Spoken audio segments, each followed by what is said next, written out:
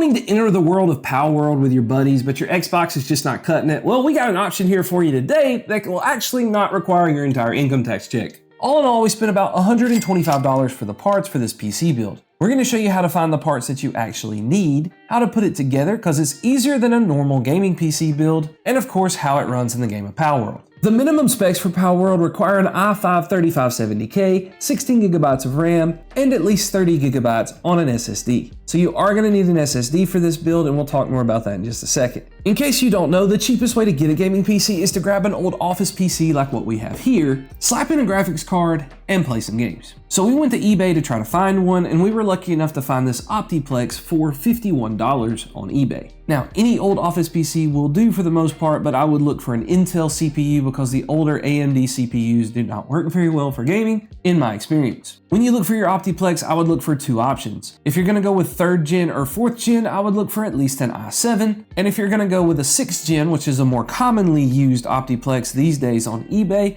an i5-6500 should do just fine. The second thing you want to look for are the letters MT. That means a mid-tower case. You're going to need a bigger case for your Optiplex so it'll fit a full-size graphics card. If you use the SFF versions, which is small form factor, you will have less and less options for your graphics cards and they're going to be more expensive. So make sure that you get the MT versions of whatever Optiplex you're looking for. We were lucky enough to find this mid-tower here with an i7-4770, 8 gigabytes of RAM, and a 128 gig SSD. If I were you, I would look for an SSD already installed. That way you don't have to worry about the installation for that because that's one extra step and it can be a little bit tricky inside these cases. Now, it's only got 8 gigabytes of RAM and the minimum specs say that we need 16 gigabytes. Now, you could go ahead and order 2 8GB6 of DDR3 RAM for this motherboard and go ahead and be fine, but we want to open it up and see exactly what we need to do. If there's 2 4GB6 in here, we can get a little bit of a cheaper price by getting 2 4GB6 of RAM to add to it, versus if it just has 1 8GB stick. 1 8GB stick and 2 8GB sticks are about the same price on eBay right now last time I checked, which was before I started recording this video.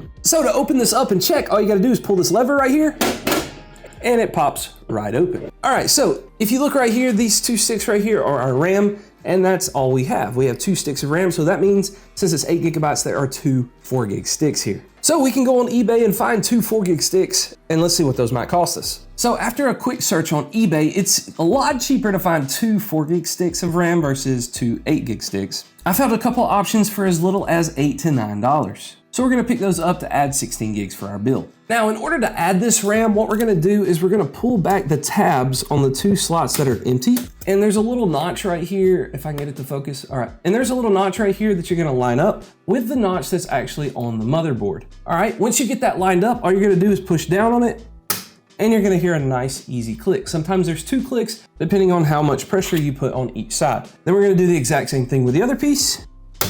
And just like that, we have 16 gigabytes of RAM for our Palworld PC. Now for the graphics card, it requires a GTX 1050 2 gig version. So what we're gonna do is we're gonna use this 1650 Super we got off Facebook Marketplace for 50 bucks. The 1650 Super is not super duper popular. So if you look on eBay and you're patient, you can find something just like it. Now I would not pay more than like 60 bucks for this. If you do, go look for a 1660 Super, a much better card and can play even more games. And you can probably get them for around 75 to 80 bucks. 100 is max on the 1660 Super that I would pay. Now, in order for us to actually use that, we are gonna need this adapter here. It is a SATA to 6-pin adapter. It's gonna give us enough to power this card. A lot of people will advise against this, but this low power of a card, we're not gonna have any issues whatsoever. So let me show you how to put it in. Okay, so first things first, we're gonna plug up the SATA adapter. So I'm gonna try to find a SATA cord that's close to this PCIe slot down here. And we found just that with this one right here. So we're gonna plug that in. It will only go one way, so don't force it. So there we have it plugged in, and now our adapter is ready to go. Now to plug in the graphics card, this one is actually a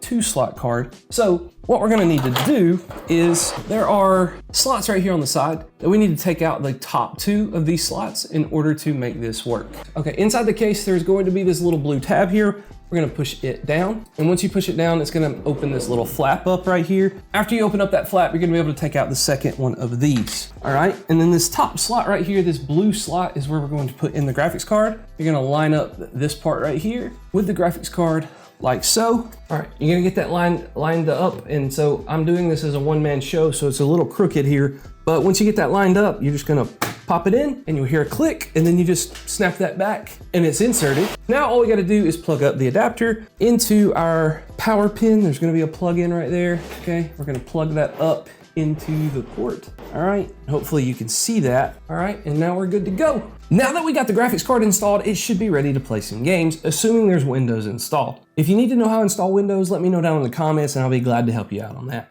Now, one thing that other people do is they like to take the CPU cooler off here and replace the thermal paste. That is gonna add you about $7, unless you just have thermal paste lying around like I do. It's gonna cost you about $7 to do that. I'll leave some links to some good thermal paste down in the description, but just real quick, if you wanted to change the thermal paste, you could also just unscrew this right here in a diagonal fashion, like so, all right? And oh, our thermal paste is actually not terrible right here, but you have to gently unplug that little fan right there. All right, then what you can do is just take like an alcohol wipe, isopropyl alcohol, kind of just clean that gunk off. Let's make sure we really got what they said. And we do have an i7 4770. All right, so we're gonna clean it off the cooler and we're gonna clean it off the, ooh, that was crusty. So we probably definitely needed to replace that little crusty. All right, good enough. Then take your tube of thermal paste and put you a little dollop in the middle. Probably put too much there. You probably don't need that much. And then you fasten it back down. It's probably easier if you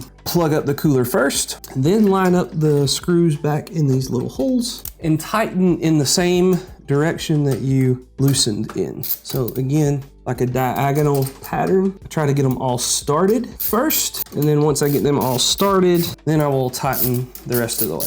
And just any Phillips head screwdriver will work for this. You do not have to like over tighten these at all. Just get it snug and you're good. All right, just make sure you try to get them like even. Like if you only go one turn past tight, don't do that for all of them. No reason to over tighten whatsoever. All right, okay. Now that we have everything ready to go for this PC, we're gonna plop the side back on, download Palworld and see what we can do. To download Palworld, all you gotta do is go download the Steam launcher. If you've never played PC games before, make an account, buy Palworld, and install it. Very similar to what you would do on the Xbox. Also, make sure when you're plugging it up to a monitor that you plug it in to the graphics card right here and not up here anywhere. Otherwise, you're not gonna get a picture. All right, so we're in Palworld here at our base. Let's see what kind of settings we're running. We have everything on low, 1080p, no VSync, no motion blur. We'll go try to catch some pals and do a boss fight and see what our FPS is like.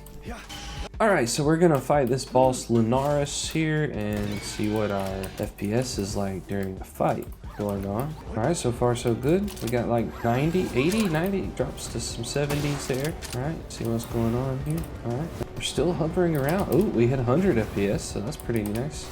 My single shot rifle, I can see is doing a ton of damage here. Oh, 120 to the dome. No, don't hit me. Don't hit me. Oh, man.